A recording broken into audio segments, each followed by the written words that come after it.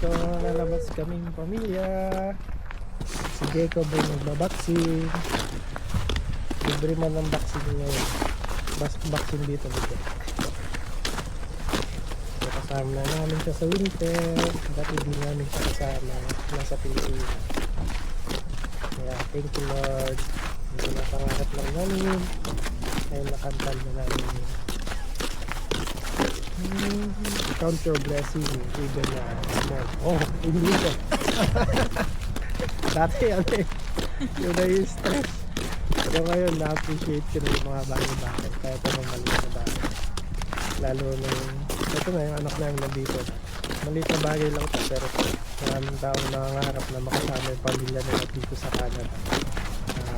Isa ito sa kagalingan na minutilan at binili nila. Kaya thank you. At ang ipapabati. So, lamig-lamig.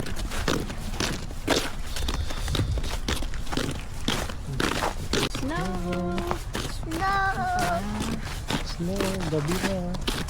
Ha? Snow Run.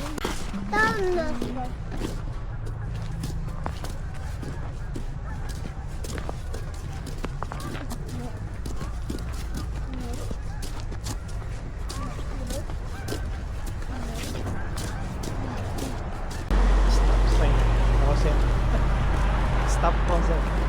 Literal na stop kasi frozen. May Christmas on the bay na nagtatayo na sila. Tatayo sila ng Christmas tree. Christmas on the bay. Tara. Punta kami sa Rexall, yung isang pharmacy dito sa Canada. At papabaksin kami, nagpa-schedule kami. Libre lang na yung vaccine sa bata. At yung vaccine na pinili namin, influenza. Pangalawang shot na to. Kailangan kasi masyadong malamig dito. Madalas ang sakit. Kaya kailangan ng vaccine. Malapit lang naman sa bahay. Kaya lalakarin lang naman.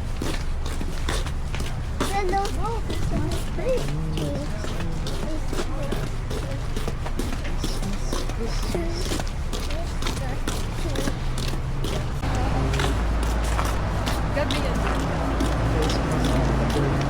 Tayo sa Rexall.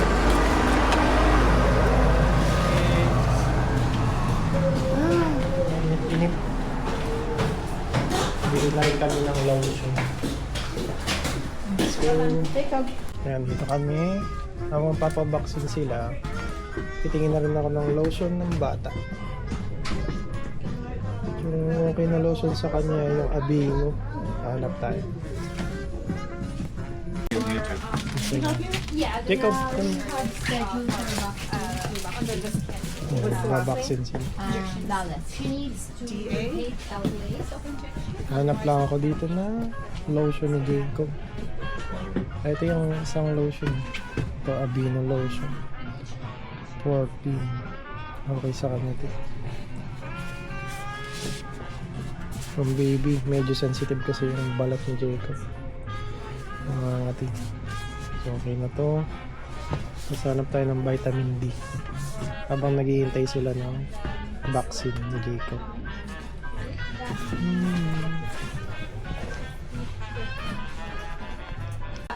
Yeah, exactly. But this is the Masok na kayo insulin. dyan? I cannot tell you to change it Be brave, according to the Jacob. readings. Whenever it's high, you Vaccine. speak with the doctor. But whenever it's Hindi low, sila she shouldn't papasok. use it, and she Hindi ako should papasok. use the Sila sugar lang. tablets to increase. So ito yung section ng vitamins. Hanap ako ng pambata. Vitamin D. Hanap tayo.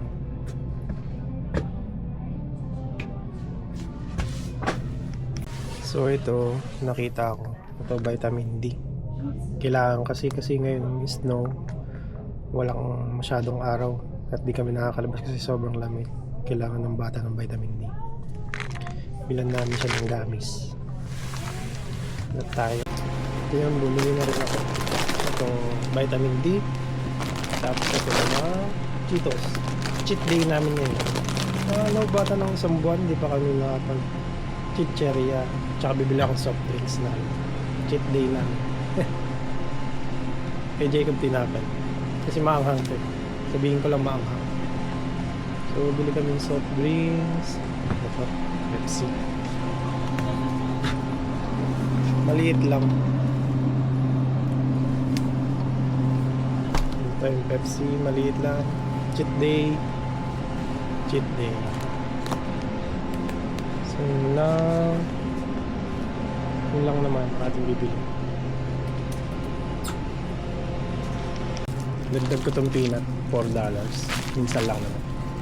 Kain tayo. Minsan, paminsan-minsan gigi. Habang nagbabaksin pa sila, kuha tayong tray. Lumabas muna ako. Pero nakabili na kami. Tsaka napag-vaccine na yung anak ko. Maghintay muna ng 15 minutes. Lumabas ako parang nahihilo ko. Ganun kasi ako pag parang nasusuffocate sa loob. Tsaka di kasi ako kumain ng kanin ngayong araw na to. Di pa ako nakain ng tanghalian na alas 5 na. Ganun ako pag hindi ako nakakain ng kanin. Parang nahihilo ko. Parang bumababa yung blood sugar. Pero okay lang. Pagka uwi ko naman at kumain ako, magiging okay na ako. Kakain ako ng lugaw na niluto ko. So yun. Uwi na kami. Kain kami. Nahilo ako eh. Hindi ako kumain ng tanghali. Hindi naman ako nagpa-vaccine. Ako nahilo. Sabi nga, ano daw yun?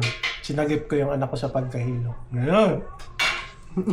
Dito nga lang sa Canada, iba na talaga yung aming trabaho. Pero kami nagpapasalamat kasi hiniling namin to sa Panginoon na makapunta dito sa Canada. Kaya kami nagpapasalamat. At higit sa lahat, nung hiniling namin na makasama namin ang anak namin na ibinigay niya rin. Kaya kami nagpapasalamat sa ating Panginoon at nandito kami sa Canada. Kaya masasabi ko, dream do come true talaga sa Canada. Nung dating hindi kaming kapiling ang anak namin na si Jacob, ay ngayon ay kapiling na namin siya. Kaya thank you Lord.